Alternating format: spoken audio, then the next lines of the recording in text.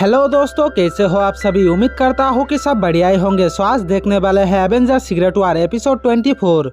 इस एपिसोड के शुरुआत में हमें बताया जाता है कि बियॉन्डर नाम के एक एलियन साइंटिस्ट ने सभी दुनिया की अलग अलग हिस्सा ली और बनाई खुद की एक दुनिया जिसे बैटल वर्ल्ड कहा जाता है। उसमें वो सभी दुनिया की सुपर हीरो और सुपर विलन को इकट्ठा की ताकि वो उन पर एक्सपेरिमेंट कर सके। एवेंजर्स लोकी के साथ बाइफरोस्ट की मदद से बैटल वर्ल्ड को मिटाने की कोशिश की, लेकिन वो लोग उसमें नाकामयाब रहा। फिर उसके बाद एवेंजर्स लोकी के साथ मिलकर फिर से बाइफरोस्ट बनाने में लग जाते हैं ताकि बाइफरोस्ट की मदद से वो लोग बैटल वर्ल्ड को मिटा सके और सभी अपने अपने घर जा सके। लेकिन बाइफरोस्ट को बनाने के लिए एवेंजर्स को हेमडल की तलवार, वाइब्रेनियम, गामा एनर्जी और एक और के गोले की जरूरत थी जो बियॉन्डर के पास था। लेकिन उन सभी चीजों को एवेंजर्स कैसे तैसे करके कलेक्ट कर चुकी है। अब बाइफरोस्ट भी तैयार हो चुका है, लेकिन उसे चालू करने के लिए उसे सही जगह पर ले जाने की जरूरत है। टोनी और कैप्टन सभी एवेंजर्स से कहता है कि अगर बाइफरोस्ट को उसके सही जगह पर चालू नहीं किया तो ये वापस तबाह हो सकता है। जिस पर डॉक्टर जेन फोस्टर कहती है कि इस बार बाइफरोस्ट ब्लास्ट होना नहीं चाहिए क्योंकि अब दुनिया को बियॉन्डर से बचाने का सिर्फ यही बाइफरोस्ट की आखिरी उम्मीद है। और तभी डॉक्टर स्टन्स कहता है कि मुझे लग रहा है कि कुछ बुरा होने वाला है। लोकी भी कहता है कि डॉक्टर स्टन्स सही कह रहा है,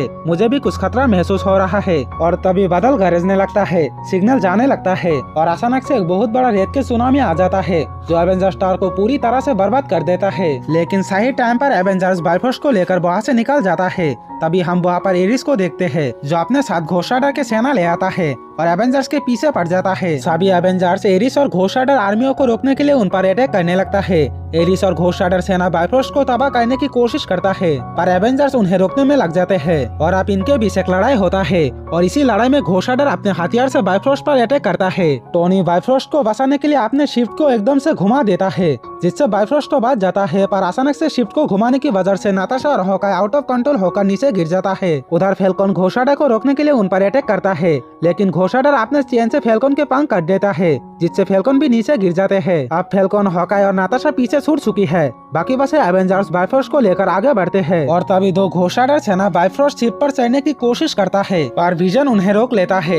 लेकिन तभी उनमें से एक घोस्ट राइडर अपने चेन से विजन को भी शिप से नीचे गिरा देता है। फिर एरिस बाइफरोस्ट को तबाह करने के लिए उस शिप पर चढ़ जाता है। कैप्टन उसे रोकने की कोशिश करता है और लगभग वो उसे रोक भी लेता है, लेकिन तभी और एक घोस्ट राइडर एरिस की मदद करके कैप्टन को भी उस शिप से नीचे गिरा देता है। अब उस बाइफरोस्ट ले जाने वाले शिप में सिर्फ टोनी और मिस मार्वल ही बसा हुआ था और तभी वहाँ पर एरिस और घोस्ट राइडर आर्मियों की मालिक और बैटल वर्ल्ड की क्रिएटर बियॉन्डर आ जाता है। ये देखकर टोनी उस शिप के कंट्रोल मिस मार्वल के हाथों में थमा देता है और वो बियॉन्डर को रोकने में लग जाते हैं। और जिसके बाद टोनी और बियॉन्डर के बीच एक फाइट होता है। बियॉन्डर टोनी से कई गुना ज्यादा पावरफुल है, इसीलिए टोनी बियॉन्डर के आगे टिक नहीं पाते। बियॉन्डर टोनी को बुरी तरह से पीटता है और उसके आर्मर को तबाह कर देता है। इधर घोस्ट राइडर आर्मी भी उस बाइफरोस्ट को ले जाने वाले शिप को रोक लेता है। अब ये सब देखकर ऐसा लग रहा था कि इस बार भी शायद एवेंजर्स कामयाब नहीं हो पाएगा, वो लोग फिर से बियॉन्डर से हार जाएगा। फिर बियॉन्डर टोनी से पूछता है कि मेरे खिलाफ बाइफरोस्ट का इस्तेमाल करके मेरे इस दुनिया बैटल वर्ल्ड को मिटाना चाहते हो ना। जिस पर टोनी कहता है कि बाइफरोस्ट वो क्या चीज है। ये सुनकर बियॉन्डर को और भी ज्यादा गुस्सा आ जाता है और वो टोनी को फिर से धुलाई करता है और कहता है कि बाइफरोस्ट से ही मैंने इस बैटल वर्ल्ड को बनाई है और अब तुम एवेंजर्स बाइफरोस्ट की मदद से मेरे इस वर्ल्ड को मिटाने की कोशिश कर रहे हो, पर ऐसा कभी नहीं होगा। और इतना कहकर वो एरिस को बाइफरोस्ट को तबाह करने का हुक्म देता है।